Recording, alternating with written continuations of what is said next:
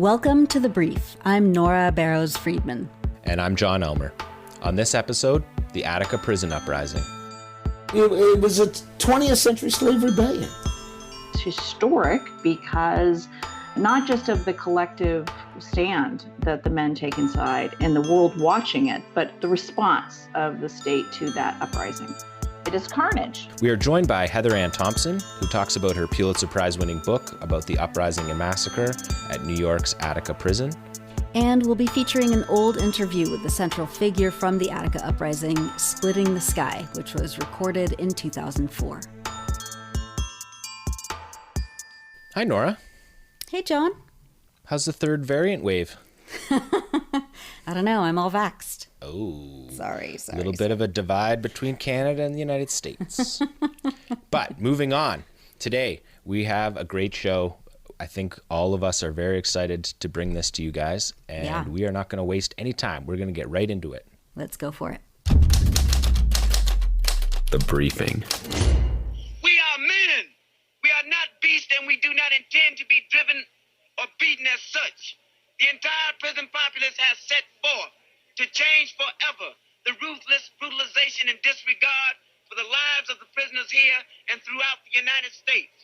What has happened here is but the sound before the fury of those who are oppressed. That was the voice of Attica inmate L.D. Barkley announcing for the first time to the world that the prisoners inside Attica prison had full control of the institution.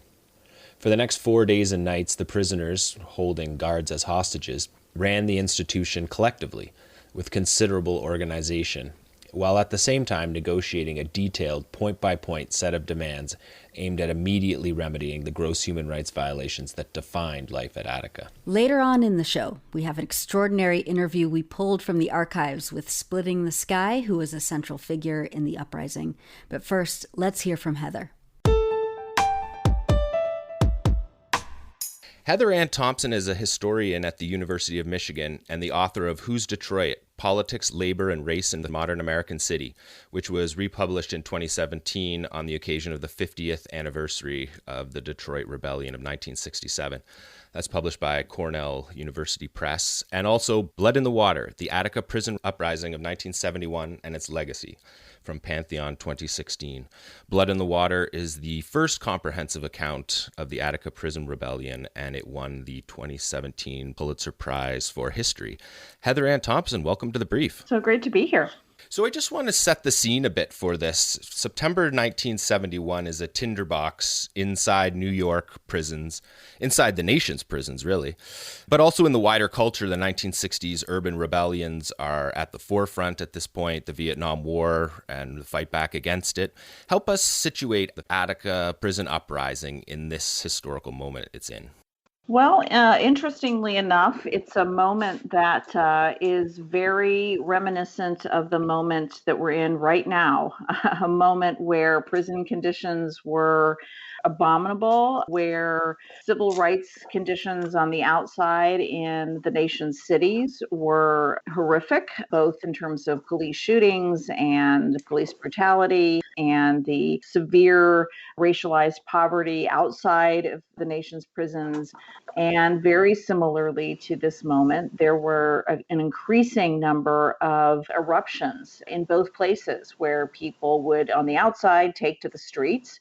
There was a lot of synergy between those movements that we are not seeing so much today. And so when Attica happens, which is in 1971, there had been this kind of escalation of tensions because the men inside had first been asking the prison officials for remedy to those terrible conditions, really working through the system, if you will, writing letters, asking to improve the food. These men are being fed on 63 cents a day. They are given 1 square of toilet paper a day. They are being locked down often 23 hours a day in their cells. The racial discrimination in the prison is rampant.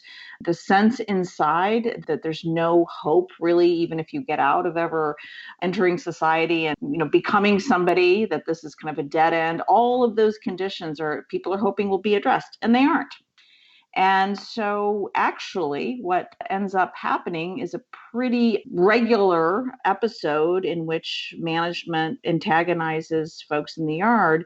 And what was unexpected was the way in which it just touches a nerve. And it leads to what I would say is one of the most really extraordinary human rights uprisings behind bars that ends up being televised, that ends up being really watched the world over and goes on for 4 long days, 4 long nights, and is historic because not just of the collective stand that the men take inside and the world watching it, but the response of the state to that uprising.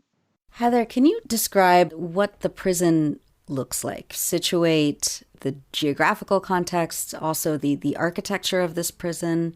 You described it in your book as a fortress. We don't think about prisons very often, and that's because they are very deliberately located about as far away from heavily dense populations as possible. And this was because penitentiaries were built beginning in the early 20th century in the most remote parts of our country. Attica was built during the Great Depression in upstate New York in a tiny town. Attica itself is a tiny town off the New York State Thruway. It looks today actually the same way that it did when it was built. So in 1932 and in 1972 and in 1992 and actually today and in 2022, it will look the same and sadly operate the same. It is still in operation, by the way. It is a maximum security facility. It is overwhelmingly run by white prison guards who live in the surrounding rural areas. And it is overwhelmingly filled with Black and brown men from the big cities of New York. So cities like New York, the boroughs of New York City, but also Rochester, Buffalo. And it is an institution that, like many American institutions, feels extremely isolated from the family members, for example, of those who are sent there. They're experiencing hunger and, guard abuse and all of these other things we discussed. Now, inside the prison itself, it's a maximum security prison, as you said, which would suggest to a layperson that people are in there for big crimes. But that's not, and your book shows that that's not at all the case. One of the lead organizers of the rebellion, L.D. Barkley, was there for driving without a license. This is the other kind of deep irony about American correctional facilities. We get these notions of who's behind bars, and this is a maximum security facility. So again, we imagine, as the newspapers cast it at the time, these are the robbers, the rapists, the murderers, the thieves. And of course, there are indeed people at Attica who have committed these crimes, but there are also, kids in there, 18-year-olds, many people there on parole violations, and so many there who are there because they are drug addicted. They are there because they have stolen things because of their drug addiction. People who've returned from the Vietnam War addicted to drugs. So veterans are there. And as you mentioned, some of the key figures who will really become spokesmen for the men in the yard, like L.D. Barkley, are basically kids. L.D. was 21. He was there because he had violated parole. He was there because he was found driving without a driver's license. And that is quite ordinary, but I do think it's important to understand that is equally true today. In maximum security facilities, there are countless people who are there simply because they have committed more than one violation, that what they have done is considered a felony, but only a felony because of the way in which the offense has been categorized. So a drug offense, for example, related to their addiction. At Attica, and this is really indicative of this moment, these guys, many of them do not come in particularly political, particularly militant or radical, which is what the state would like to paint this as. The state would like to say, this is the takeover of the Reds at Attica. And of course, there are some deeply, committed political activists in there, but it doesn't take much to make you look around at your surroundings and say, wait a minute, there is something deeply wrong with this picture. Why is it that everybody in this place has darker skin than everybody running this place? Why is it that everybody in this place is here for so many years of time simply because they have mental illness or because they're suffering a drug addiction? So it is a breeding ground for a radical critique of the system, in no small part because it is such an illogical response to social trauma and social ill. And so quickly you start to see people criticizing the system and sort of coming together on those points. You talk about the constant hustle that goes on in there and people trying to essentially get paid slave wages, needing to purchase supplies. The prison itself doesn't keep them stocked with their basics. Can you talk a little bit about the way that hustle, the constant hustle, the inconsistency of rules, like the random pettiness of it, but vicious consequences and the racism that underpins that? That seems like a really strong lead into the actual explosion that happens. Well, it's the capriciousness of it. So I think, anyone can endure any isolation or any amount of a sentence if they understand the rules, if they understand what they face. But one of the most challenging things about serving time is that these rules change by the moment. They are capriciously administered. It depends on who the guard might be on the tier at that day. It depends on the color of your skin as to whether they are enforced, the rules are enforced at all. And of course, your time there, whether or not it's manageable or not, depends on whether or not you have resources. They don't have enough money to do things like buy soap, or buy the extra food they need to keep their body weight up, or do the things that they need to do to survive this. So there is this hustle that you mentioned. This means that people are doing things like trying to figure out how to heat water in their cells so that they can make a hot cup of tea or soup, or they're trying to figure out how to generate heat in their cells, period, if they happen to be in a cell that's excessively cold, or they're trying to buy extra socks because the state issue pair of socks that they have is now threadbare, or extra pair of pants because the one pair that they have is just not sufficient in upstate New York in the middle of December when they get their 1 hour of yard time or whatever. And so this leads to, violence in prisons. It leads to exploitation in prisons. And because jobs, you mentioned wage slavery, people are working in prisons for pennies a day. And not insignificantly, Attica begins with a strike, as many prison uprisings do. It begins with a labor stoppage, the May before, because again, many non-US listeners might not be aware that the US Constitution has an exception for slavery. We outlawed slavery in this country with one exception, and that is that if you are convicted of a crime, it is perfectly legal to hold someone in effect in bondage. You may force them to labor for free. And that's what happens in prisons. You have no money, you have to work, but you might get paid 10 cents an hour, and that's still not enough. So you have to sell all kinds of things to get what you need, and you can only imagine where this leads. Mm-hmm. And this was at a time when there were prison uprisings, there were strikes, civil disobedience actions inside prisons around the country. There was a rebellion at Auburn State Prison that was a catalyst, or at least colored in several ways by the nature of the prisoner versus state struggle of the moment.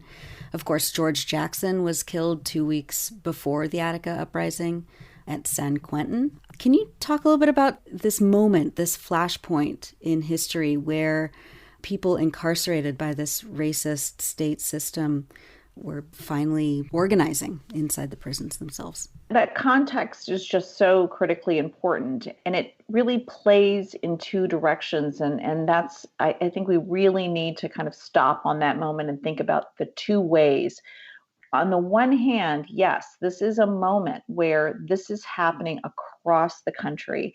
In California, there is a prisoner rights movement that you mentioned. This is happening at San Quentin. This is happening at Folsom Prison, where there is a very important prison strike. This is happening in North Carolina, where prisoners are trying to organize a prisoner union. This is happening in Michigan. This is happening at Wayne County Jail in Detroit. This is happening in Chicago at the Cook County Jail. This is happening everywhere. And this is a moment, as I mentioned earlier, that is happening because of the logics of the prison, which are so brutal, so racist, but it's also happening because it is tethered to a movement on the outside that, there is a synergy with the kind of civil rights impulse on the outside. And so unsurprisingly, when George Jackson, who is writing from inside a prison in California, important books, writing about the prison racism and writing about the conditions inside, men in Attica are reading this. And when they hear that George Jackson is murdered inside of San Quentin, there's a day of silence inside of Attica. You could hear a pin drop when everybody goes to mess hall that day because they are mourning. And that sends a message to them, which is that if they can kill someone like George Jackson inside of San Quentin for speaking out against prison racism, this is serious. This means that everybody's in trouble. No one's going to be able to speak out for better rights. So this is a moment where it's remarkable in terms of the way in which this is happening everywhere, the way in which it's erupting everywhere. But on the other hand, and this is a really important point that I think people fail to understand, it wasn't remarkable in the sense that it is also happening now. It happens every year in prisons. It's always going on.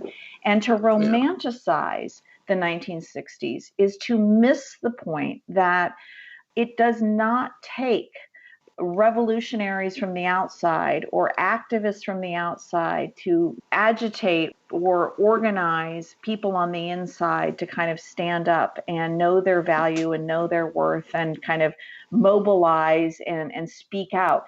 Prisoners on the inside rebel every single day to be treated as human. We actually have to think more seriously about how taking the lead from what's going on the inside and taking more seriously what's going on the inside, not the other way around. And I think that's a profoundly important lesson from Attica that we've often gotten wrong, I think. We glorify the 60s thinking that it was something imported into the prisons, not the other way around.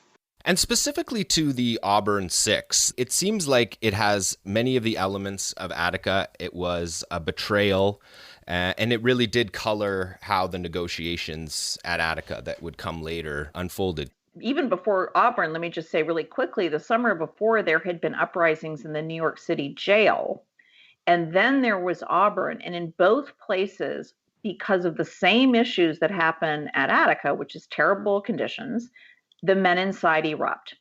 And in both instances, this is a real setting the stage for Attica.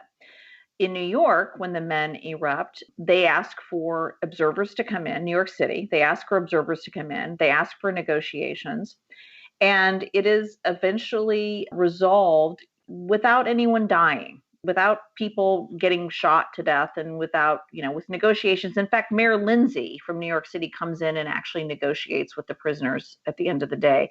But still, men are charged. They're outstanding criminal charges that the men who dared to rebel in New York City have to face. And this is on their mind, that the costs of rebelling are high. Then Auburn happens, another upstate prison.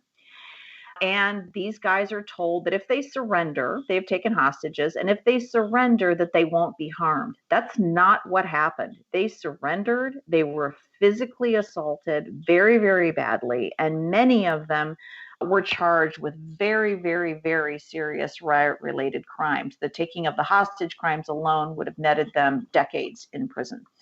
So those men at Attica and some of those men from the New York City jail riots were sent to Attica. So you've got men in Attica who are kind of veterans of these earlier uprisings, You've got the lore of these earlier uprisings. And this is going to be important because when Attica jumps off and these negotiations begin between the state and the men at Attica, they now know that there's a couple of lessons learned. You got to have negotiations. You do need to have hostages, or they think you do, because you got to have something to bargain with so that the state does not come in immediately and start, retaking the place. And you can't trust the state if it says that that if you surrender the hostages, that they're not going to harm you and that they're not going to charge you with horrendous crimes. So you've got to ask for something called amnesty, or nothing they say is trustworthy. Let's talk about the spark that lit the tinderbox for the uprising in 1971. Can you talk about the incident in the A yard and what happened after that? It was a normal night in many respects. There is a kind of a group of guys who are horsing around, and one guard basically thinks that they're fighting, but they're not. A guard goes over and tries to break it up.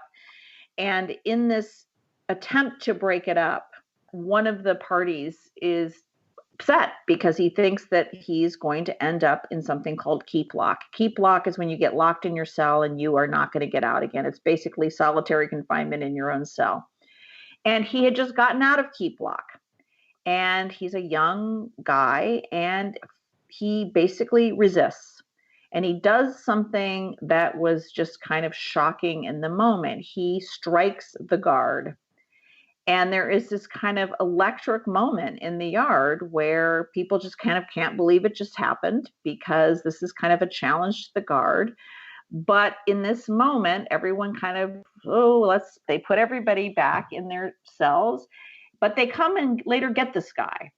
And they put him in solitary confinement, and there's a kerfuffle there, and they put somebody else in solitary confinement. And the upshot of all of this is that there's real fear on this tier that these guys are going to get beaten, that they might get killed. And I should just tell you something about the atmosphere of this place, that they are really fearful that these guys are going to die as a result of what they've just done. And the next morning, essentially, just to show you how poorly run this place was, the management of the prison makes a decision that they are going to essentially prevent that particular tier, that particular company, from going out to wreck that morning. But they did not tell the guards in charge of them, as they were returning back from breakfast, that they were not going to be able to go out to rec yard. So when they get to this one tunnel where they are supposed to effectively exit left out into the yard, the door is locked. So they're trapped in this tunnel. The door is locked out to the yard. Each end of the tunnel is locked. Nobody has told the guards what's happening. Nobody's told the prisoners what's happening. And sheer panic erupts because the prisoners think that it's an ambush, that they are all about ready to get killed. The guards have no idea what's happening because they think it's an ambush for them. And in this utter, complete, chaotic, crazy moment, fists start flying, people start getting hurt, and the prisoners trying to escape this chaos start pushing on the gate that kind of is at the nerve center of the prison. And because of a faulty weld in the gate comes crashing down, which then effectively opens the prison up to the entire rest of the prison, where everybody else is coming back from the breakfast. And I can safely tell you that for that next, amount of, an hour or so, it is a riot, not a rebellion, a riot, a complete, all-out, crazy, dangerous, people getting hurt, people hiding, people getting beaten, guards getting beaten, prisoners getting beaten. Terrifying moment. The guard in the middle of this is run over, kicked, severely injured. But then cooler heads prevail because there is a recognition that, we've got to get out into the yard. We got to get out into the open. And that we've got to protect each other, and we got to protect the guards. And in fact, that guy who's hurt so badly, the prisoners put him on a mattress and they take him out to the gate to make sure he gets medical care. And they actually take a lot of the guards out for that reason. And they get hostages and they surround them in the yard with, rings of prisoners to keep them protected. And then they, then begins the rebellion, which is really this extraordinary moment of participatory democracy where they choose leaders to represent them out of each of their cell blocks. And then that's where it really changes. But it was only because of really putting aside grievances, putting aside grudges, and understanding that if they did not come together, this was going to be a horrific, horrific situation. And were it not for the prisoners, frankly, it would have been. So can we dig down a little deeper on that? Because there's some really interesting stuff in this moment. The way that they used the keys, the poles, the forklifts, the way they commandeered the food and supplies that they needed. And then, as you say, once the direct democracy took place, by early afternoon, they were disarmed, organized, handing out food, medicine. There was security detail, electing the representatives, having teach-ins. Talk about some of the nuts and bolts of these things. This is the part that was really kind of stunning and unbelievable to prison officials and also to, frankly, the governor of New York, who was Nelson Rockefeller. They could not get their head around this in any other manner than to understand it as some kind of plot, revolutionary takeover, that there were cells that had been plotting this forever. And I have to tell you that I worked on this book for 13 years. If there was a stone to turn over, it has been turned over. This was not a planned insurrection. It just simply was not. And the way in which this came together has everything to do, ironically, in many ways, with the way that prison itself is structured, which is extremely regimented. Men learn that they have to rely upon one another in these units. They are used to relying upon one another. And you throw into that the fact that there had already been real discussions about politics and about what the grievances were, and about, they'd written letters about what the grievances were, and they had talked about what the problems were and the need to come together collectively to articulate them. And so even though there hadn't been a plan for, this, everyone knew where the forklifts were. It was logical that you would have to, if you were going to feed everybody, that you would have to kind of commandeer the food and that you would have to put it all in one place. It was logical that you could not have people storming the pharmacy who were drug addicted and taking over all the drugs. It was logical that you would have to make sure that everybody was out in the open so that no one would get sexually assaulted. There was a certain logic because people lived together and they understood what this community would need to function. And who the leaders were was also in many ways obvious, because in every tier it was obvious who kind of the leaders were. And of course, every political group had its leaders. What was extraordinary, though, to your point, was that those political leaders agreed to cooperate with one another. It's a kind of a remarkable moment of solidarity, and a similar need to, if you don't stand together, there is one uniform consequence, and that is that you will fall together. And I think that is what is really, it was clear to them. And similarly with the hostages, it was clear that if they did not protect the hostages, that they would not have any means by which they could bargain with the state. During those 4 days, the taking of some of the guards as hostages, the political organizing, the way that inmates gained access to tools and forklifts. Can you talk about how the prisoners organized? Think about it like a tent city.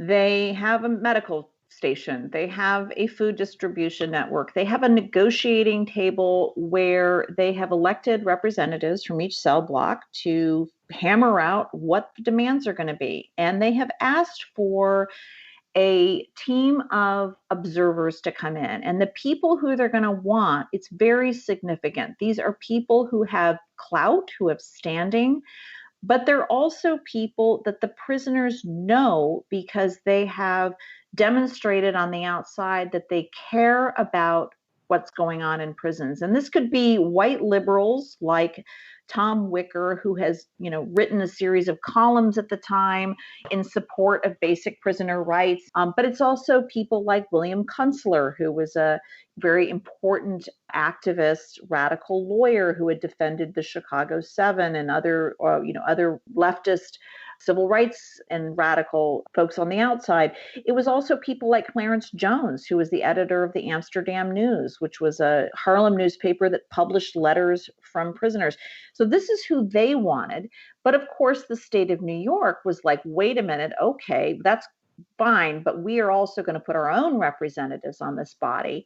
And in a very short period of time, you had about 40 plus people who constitute this observers committee.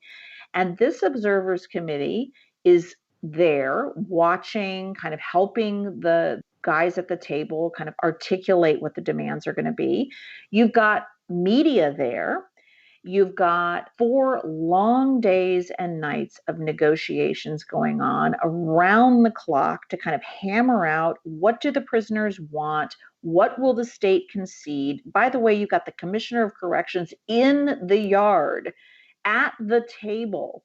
They've got a security team so that anybody who enters the prison, including the Commissioner of Corrections, is surrounded on both sides so that he can enter safely and exit safely. And this is kind of this theater, but not theater pejoratively. I mean, theater as in sort of this kind of extraordinary thing that's being televised. Meanwhile, though, and this is really significant, meanwhile, on the outside, every state trooper battalion is descending on Attica. Every off-duty corrections officer, every park police, sheriff's department, and the FBI is on the scene, stirring the pot, rumor mongering. Bulletins are going to the president, the vice president, the Army, the Navy, the Air Force, the Marines, the CIA. This is not boding at all well, because while these productive negotiations are going on, it is very clear that law enforcement is champing at the bit to get in and create a real disaster. Heather, as you were saying, the TV crews were allowed in, and this was an unprecedented access to the prison. I wonder if you could just talk a bit about the role that having TV crews there played. Well, I think it was extraordinary because, again, we cannot underestimate in this period of history how important it was to see what war looked like in Vietnam and what prison looked like at Attica. As Attica is happening, ordinary Americans are feeling very charitably towards the prisoner rights movement. It's really kind of stunning. If you look at polling data, most Americans have turned away from the death penalty. They are feeling very good about prisoner rights. They are feeling like, yeah, Miranda's a good thing. Cops are probably running a little roughshod over the citizenry. And that's why Attica is so important, because the media has said, look, these are human beings. They might not look like you in, small town America if you're a white person, but what they're saying to you is, we just want basic food, we just want basic rights. And that's resonating. And that's in part what is freaking out, I think, people in the White House like Nixon, and what's freaking out law enforcement on the outside of that prison. So one thing that the media did catch, there was Tom Wicker gets up on the roof of a car after he goes in and interviews the hostages. He's standing in the rain. I believe it's on the Sunday night, and he's talking to the gathered media, to the family of the COs inside, and he reports back on the interviews and basically says that the COs all say they're being treated great, to accept the amnesty, to demand Rockefeller come.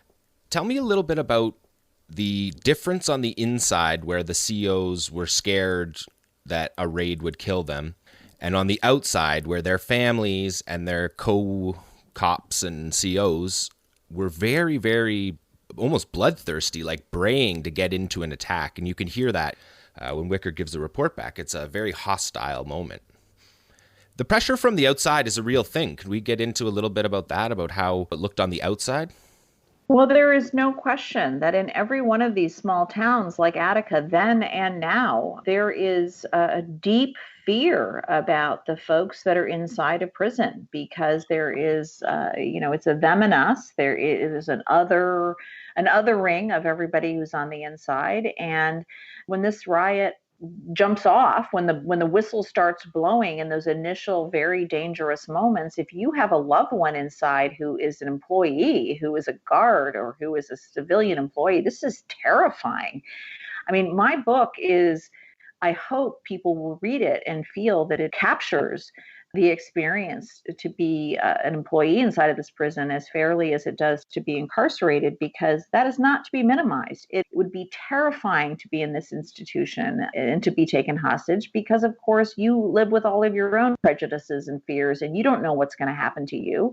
So if you're on the outside and you're the wife or the mother or the sister or the brother of one of these folks, you are terrified. And you are listening to the FBI's lies, and you're listening to stories that these men are being held with guns at their head. And you've been told that some of them have been killed already. You are terrified, and you want to get in there immediately because you want to stop the carnage. You want to stop the bloodshed. And you are terrified of Black people because you have been, schooled your whole life to be terrified of Black people. This is part of this is baked into the DNA of the fabric of America, that white people live in constant fear of Black people, that, we've criminalized Blackness for eternity in the United States. And, this is what whiteness looks like in the United States. So it is all very logical in that sick way that, the emotions on the outside are running the way that they are. But what is really extraordinary is the way that the hostages on the inside, having spent that 4 days, are feeling quite differently. I mean, they are actually telling the media, look, these guys have a point. These guys, we've had mattresses when they have not. We have eaten when they have not. They have actually protected us. They have gotten some of our guys out when they've been in bad shape. Rockefeller, come here. Because if you let your troopers come in here with guns blazing, and one of them says this, it's going to be another My Lai. It is going to be a massacre. Don't let your guys come in here shooting. So it's one of these kind of painful moments when you realize that this thing is heading down a terrible, terrible path, and it's not going to be avoided because of the racial politics that are so deeply, deeply embedded in our nation's fabric. Why did Rockefeller eventually refuse to go to Attica despite, the demands by COs and prison officials?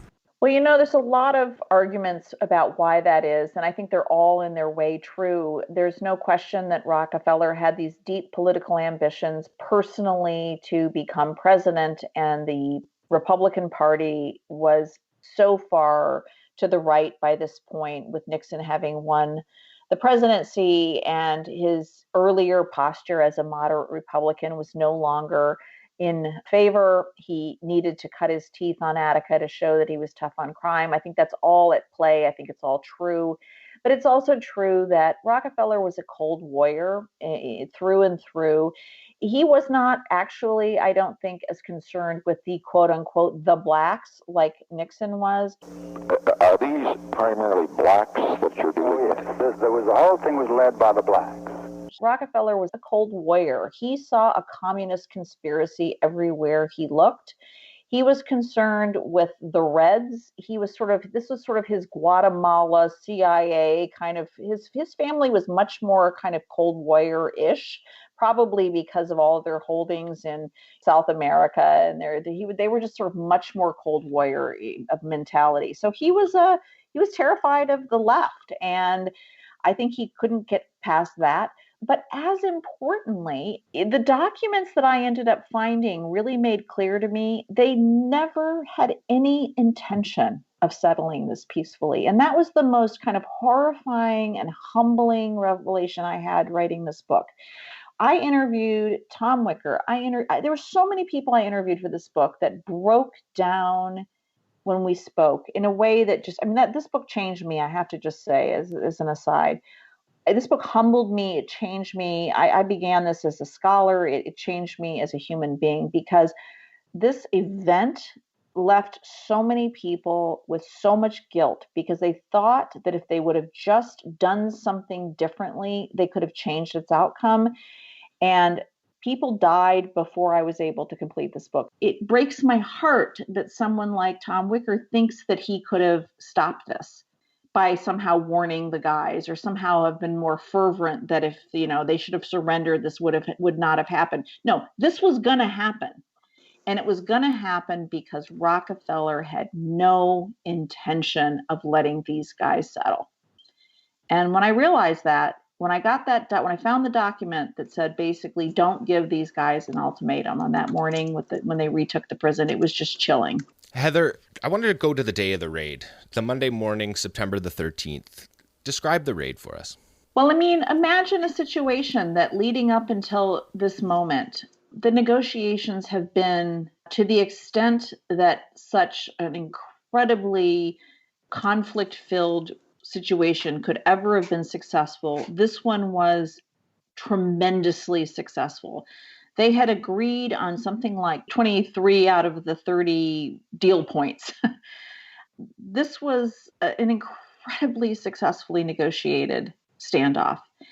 And the remaining conflict point was amnesty for the prisoners. And all that Rockefeller would have had to have done was come to that prison and stand outside of that prison and basically say to the men, I can't give you amnesty, but I will stand here and you have my word that you can surrender peacefully and you will not be harmed, and simply release the hostages. And then we will implement those things that we agreed upon. That's all that had to have happened. And instead, on that morning, the fifth morning, as the men inside are waking up and it is freezing cold and it's raining and they think that negotiations are still in play, meanwhile, outside, one of the most horrific assaults in American history is being prepared. They don't know it. They think that if there is going to ever be an assault, it's going to be like ones that have happened before, that they might have armed combat, meaning armed with sticks, armed with fists. And they have prepared for that, which is to say, set up some armed barricades and, brandish your baseball bats and so forth.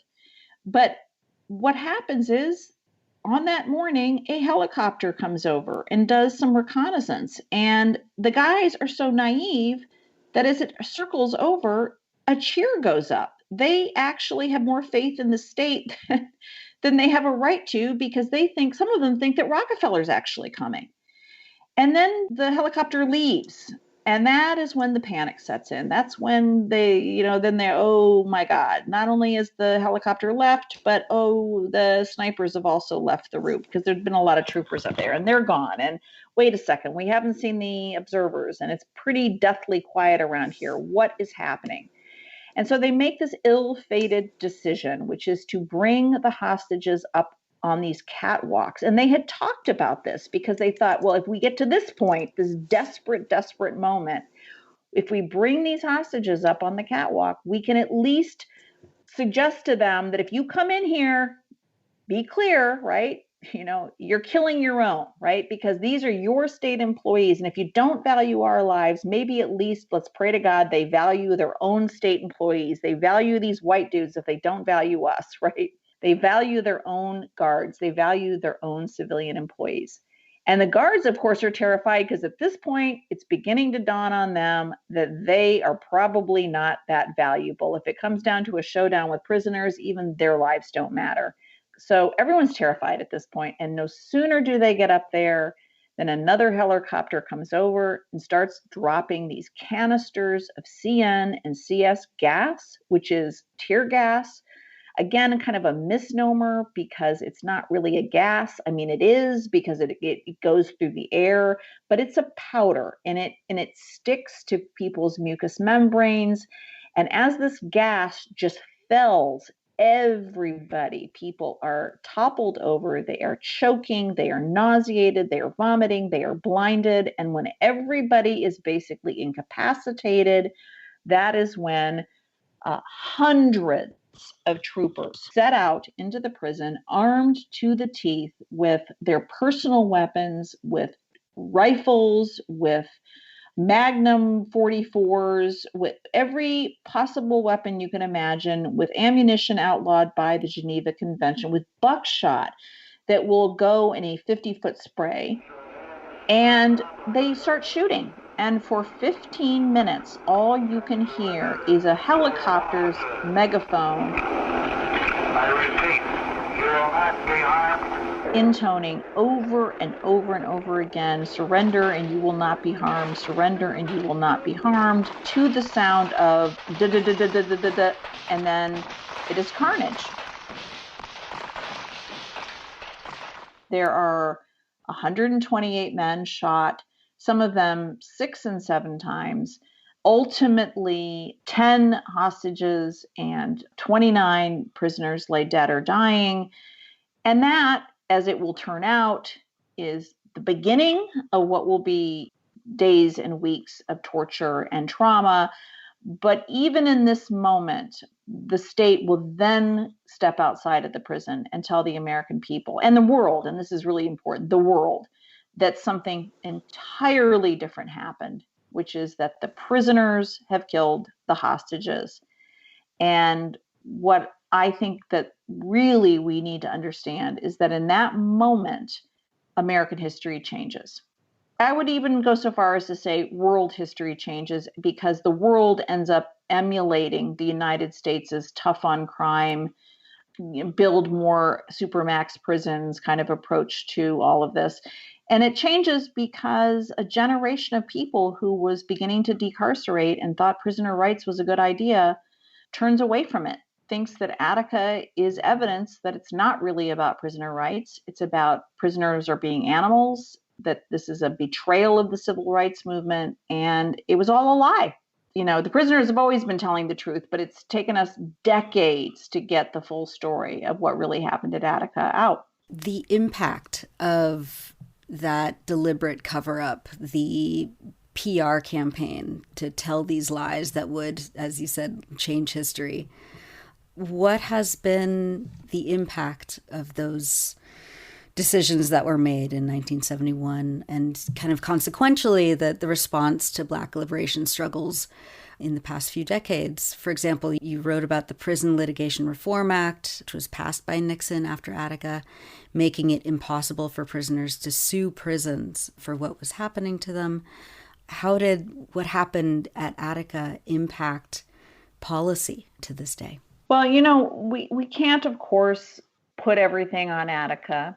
And the war on crime and the impulse to resist, the white impulse to resist civil rights gains and Black liberation was well underway before Attica, as is evidenced by, you know, the rise of men like Goldwater and Nixon in the first start. But we also cannot underestimate Attica's impact on policy, because it is on the heels of Attica, and really deliberately on the heels of Attica, that prison numbers in particular skyrocket. We're engaged in a war on crime since about 1965. It is really after 1972 specifically, and 73 specifically, that prison numbers begin to skyrocket. And that is because it is Rockefeller himself that introduces the Rockefeller drug laws that then get implemented around the country.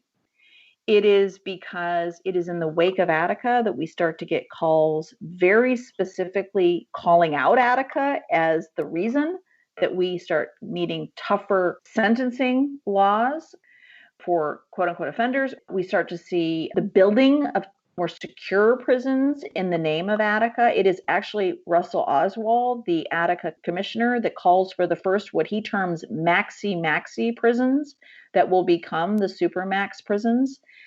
It is in the wake of Attica that we start to see an increase in prison censorship and prison political organizing that directly leads to prison gang organizing that will in turn fracture prisoners along political lines, and then in turn increase prison security. There are just so many things. And in particular, it leads to voter disgust with the idea that prisoners are people. And it leads to voter zeal for things like 3 strikes, for things like getting rid of prisoners' ability to sue for civil rights. That's the Prison Litigation Reform Act.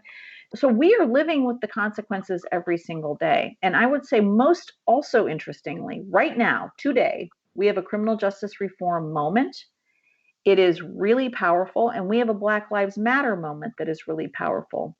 I would say one of the most interesting consequences of all this is that the criminal justice reform moment has made enormous strides on sentencing reform, drug law reform, on court reform, on all kinds of stuff. But notably, we have had very little discussion on prison conditions, on what is happening inside of prisons, because we actually don't really want to talk much about the prisoners and what's happening to them and who they are. We want to talk about the laws and the policies, but not about the people inside of it. And similarly, we're having a hell of a time really connecting the movement on the outside to the movements on the inside. And I think that's not unrelated to this, and we need to work on that. Heather Ann Thompson, thank you very much for this meticulous study you've produced, and thanks so much for joining us here on The Brief. Thank you so much. You're listening to The Brief with John Elmer and me, Nora Barrows-Friedman. Follow us on Twitter at TheBriefPod. And now, back to The Brief. So after all that, there's no ambiguity about how these prisoners or the guards died, right? There's no ambiguity. For the record, the prisoners had no guns. That should be fairly obvious. Yeah. There's no question here. The bullets that were fired that killed all prisoners and all guards were fired by the state.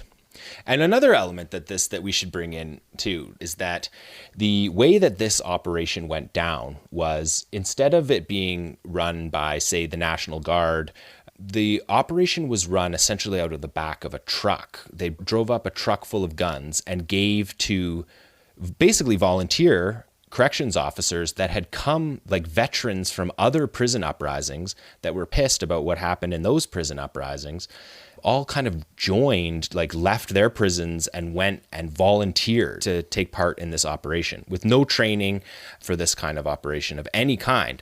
They were given guns out of the back of a truck. They were not tagged. They were not logged. So nobody knew who had what gun, who fired what bullets. There was nothing like accountability.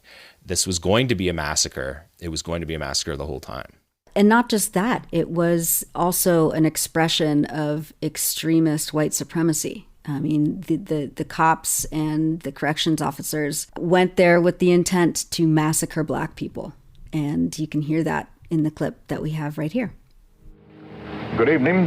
The 4-day insurrection at New York's Attica State Prison came to a tragic end this morning. Negotiations gave way to force, making this the bloodiest prison incident the country has seen in 4 decades.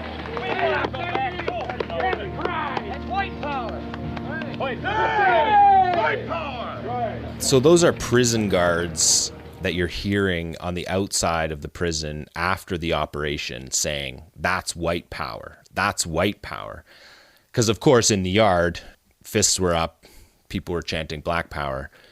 It's important to note, just to put a fine point on the level of savagery of this massacre.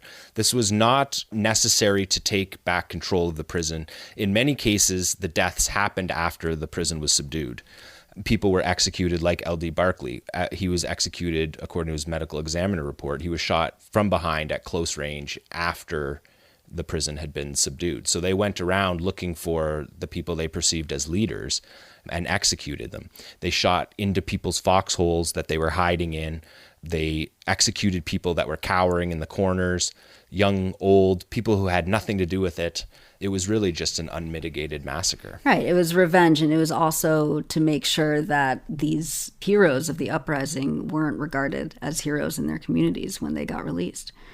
It was a total massacre, and nobody has ever been held to account. The only person charged for murder in the Attica prison uprising was our guest who's coming next. Splitting the Sky is a Mohawk warrior from upstate New York. This interview was recorded in Halifax. Pierre, myself, and our friend Chris in July 2004, actually. And we spent a week in Nova Scotia with Splitting the Sky. And he was driving around giving fiery speeches about his place on the front lines of some of the most memorable struggles in the United States and Canada. Splitting the Sky was a leader at the Gustafson Lake standoff in 1995, which was an Indigenous Canadian state standoff that lasted for more than a month. And the Canadian government used helicopters, armored personnel carriers, improvised explosive devices, and more than 77,000 rounds of ammunition during the standoff. Let's hear from Doc. Others of us that were coming in that weren't really politically conscious when we came in, we're beginning to become politically conscious, and then we started meeting. Like, for instance, I always tell people when I first went to Attica, I met a brother by the name of Sam Melville. He belonged to the George Jackson Brigade, and as well as the Weather Underground. He was known as the Mad Bomber. And so he would start telling me about, how the Weather Underground had been blowing up different military installations and corporate buildings, and how they started talking about the revolutions in Cuba, the revolution in Algiers, and started, and just going around the world and started introducing us to this. So this was all orally done. But it was always said, and it would even write, like Sam Melville would write a lot of stuff, type it up, and then we'd fold it up, and we'd have to hide it underneath the poles in our beds and keep it under there and put the cap on so that if they come down, if they find this kind of it's considered contraband. Anything to do with political consciousness, right, or revolutionary material. So whenever they found that, you would be brutalized and thrown in solitary confinement, and they killed with impunity inside the penitentiary. I'm telling you. Now, one of the main revolutionary leaders during that time that many of us were just like totally inspired by was George Jackson. He was one of the Soledad brothers in California, and he was in San Quentin prison. And many of us had gotten his books. And many of the books we couldn't have in hard for because it was too hard to hide. So a lot of times people would mimeograph this stuff and bring it in. You had some guards that were sympathetic, you know what I mean, and basically decent, half-assed decent people, and they would bring in some material, and they would bring in stuff that would be censored. One day on August the 16th, 1971, we heard that they had killed George Jackson in San Quentin. And that was like, it was like, all of a sudden, everybody in the yard, black, white, Puerto Rican, Indian, came together and held a memorial service in complete defiance to the guards. Now, the guards came out up on the catwalks with guns and pointed them into the yard. And they said, disperse, disperse, and everybody said, to hell with you. Everybody stood there, and everybody was there. The Muslims were making a prayer to honor him, the revolutionaries, the Black Panthers, everybody was there, said to hell with the state, and basically stood there and said a prayer, and then we dispersed. But when we did that, we tasted our own power in that solidarity, and it was a moment of solidarity. It was like, okay. Then there was another incident that happened a week later. There was a black brother and a white brother out in the yard. They were scrimmaging for a football game. And this lieutenant came out into the yard with a bunch of guards. The guards went to grab him, and the black brother turned around and said, man, you ain't locking me up, right? And then when they went to grab him, because they were scrimmaging for a football game, but they were saying they were fighting. So the black brother, by the name of Leroy Dewar, turned around and punched the lieutenant right in the face. Popped him in the face again, and all these guards going at him, and then all of a sudden it was just instantaneous. 400 inmates, all colors, just got up and circled all those guards. That was spontaneous. It was just as if it was a spontaneous move. So when we circled around him, and the lieutenant got thoroughly scared, the guards were like wide-eyed. They came out with the guns up on top, but we had them surrounded, so they didn't want to shoot into the yard. And so what happened was, they finally dispersed. Everybody went back in. They promised not to lock those two guys up. Then we went back to our cells. That night, they pulled the other two brothers out of their cells. The next morning, we go into the mess hall. The word was, the prison grapevine was, hey, this could be it. This shit's going to hit the fan today. Point blank. So, but we just knew. Now, this wasn't a pre-organized thing. This is happening by the day, but so many years of being oppressed. It's just like, and everybody thinking, it's just spontaneous what'll happen when 1,200 oppressed men come together in this kind of situation, and all of a sudden, spontaneously, it was just time, like, to see how much what could be chaos and how quickly chaos turned into organized revolutionary organization. And so here we are. The next morning we walk out the cells, we go into the mess hall, and the word was, everybody fast, take no food, right? And the 1,200 men, we went into the mess hall. Nobody ate except the diabetics. Now it's perfect quiet. The only thing you hear now, 100 guards against the walls with the keys. They're so damn scared you can hear his keys shaking. It was like we could smell their fear. And it was just like a total collective empowering. Black, white, yellow, red. It was just complete unity and a complete empowering at that moment. We started walking back down the hall. When you get out of mess hall, you go out to the yard before you go to your slave assignments in industry. But the doors were closed. So when we stopped in the hallway, and when the captain and a bunch of guards comes walking down the hall, one of the brothers, a Black Panther brother, said, how come those brothers got locked up last night? And before you knew it, the place just jumped.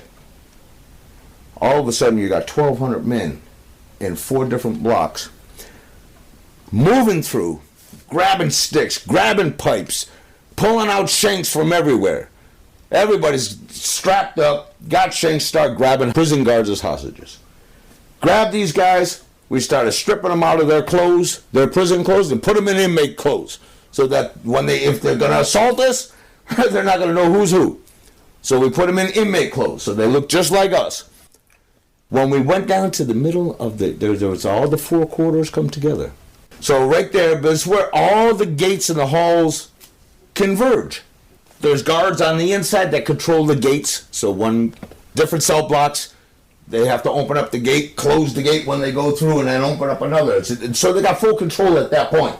The guards that were in there were 4 of them. They were scared out of their mind. They didn't want to open those gates, and we had to liberate the whole prison. Right now, it's just a block, the block we were in, that was totally liberated, and the rest of everybody, you can see them on the other sides, and everybody's moving and rebelling, but we can't get through that gate. So all of a sudden, about 30 of us, well, maybe 30 to 60 of us at any given time, this cast iron gate, the width of maybe 20 feet wide, that was encased in bricks. We kept pulling, shaking this gate. And all of a sudden, this gate just ripped right out of the brick walls. We just pulled it right out of the brick walls, and it collapsed, went down, hit one of the guards in the head, killed the guard. 2 days later, he died. But they accused me of killing this cop because I'm the one that yelled, "Take this place." So I was indicted for his alleged murder down the road. Then we seized the penitentiary. When we opened it up, we took everybody into the prison yard, D block.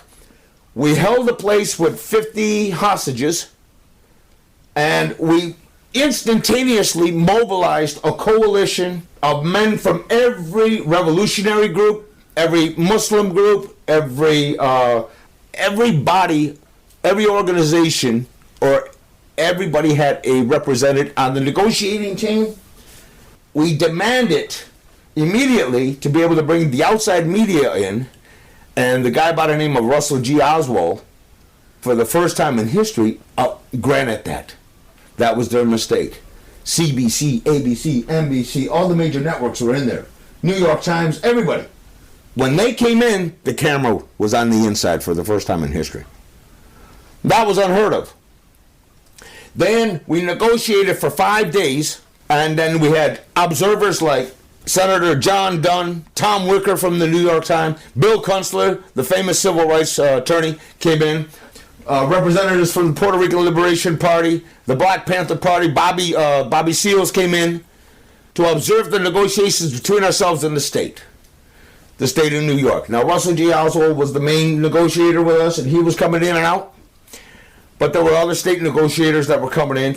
And the thing about it is we began to negotiate for changes in the prison system. more money for our wages, better living conditions, an upgrade in the per capita instead of 62 cents a day to eat.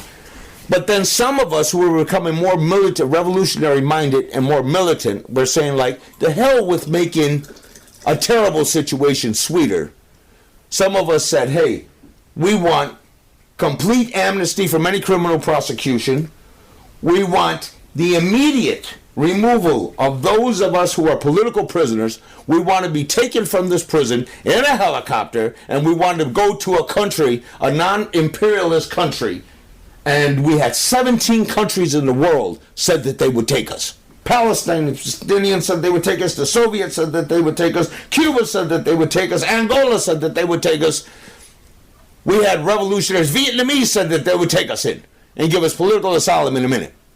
So now the whole world is seeing Attica. But it's very important to understand what happened next. That morning it was lightly raining. There was a light mist. We had been up all night long, and we just kind of knew something was going down. We had all our little fire camps going. It was intense. The emotions, it was like we were crying. We knew it was coming down. We could feel it. And here we are, we're like crying. One brother said to me, he was crying. I says, and he was an older black brother. And I says, man, I said, brother, what's the matter with you? And he said, man, brother, he said, this is the first time I've seen the stars in 32 years. Profusely crying. And it made me cry. And it just a welling of emotions, because everybody was doing this, and it was like, all of a sudden, we see 1,000 state troopers up on the walls, up on top of the prison. They got these red fluorescent raincoats on. They got gas masks on. Then all of a sudden, we hear this thunderous sound of an army helicopter flying over. Boom, boom, boom, boom, boom, boom. They dropped this big canister of CN4 gas. And it's a gas that was banned by the Geneva Convention of 1906 for cruel and unusual pain and suffering in the lungs and the eyes, but they used it on us. So the whole yard is saturated with this gas. Now the media is outside reporting as fact that we had sliced hostages' throats, decapitated hostages, and castrated them. But eventually, the forensic expert in Rochester, in a press conference after the massacre, said that absolutely no guard had been cut with a knife at all. Everyone died as a result of state bullets. They had every kind of assault weapon you could possibly think of, including a .270 elephant rifle. And they fired 15,000 rounds of bullets into the yard. 43 people were killed, murdered in cold blood. I watched people screaming, people's faces being blown off, guts spilling, and they're yelling with the gas masks as they're coming in, shotguns. One brother was holding up a black liberation flag. They shot him so many times he just stood there. He wouldn't even fall. They put 200 rounds of bullets in him, and then they only fell when the bullets stopped. So 43 people got killed. 80 people were wounded and maimed there for life. Attica, what it empowered, it re-empowered the oppressed. Because, for years after that, we got bold. All prisoners used to say, the cops fuck with them. Yeah, you motherfuckers, what you want, another Attica, motherfucker? That's the word. Because you will get another Attica. It empowered people to say, hey, fuck you. Fuck you and your system. And then, when even Black September, they had a big sign out there, so remember Attica. All over the world, people said Attica, Attica, Attica is all of us. Attica means fight back. It became a major axiom, posters and all over the world. Nobody died in vain. No. Because you know what we did? At that point, it really, if you look at it, it was a 20th century slave rebellion of the oppressed, of all colors, of all walks of life, including the white working class. It was a phenomenal revolution. It was a big sacrifice, but it was not in vain. Because here we are, and we're still talking about it. It's history that's not going to go away. It's just not going to go away. Attica is all of us. Attica means fight back. Indeed, Attica means fight back. The impact of Attica on the prison justice and abolition movements is immeasurable, and it continues to inspire ongoing rolling prison rebellions throughout the United States to this day. Great show. Thanks, John. Thanks, Nora. See you in the fourth wave. Oh, God. See you next time. Stay safe, everyone.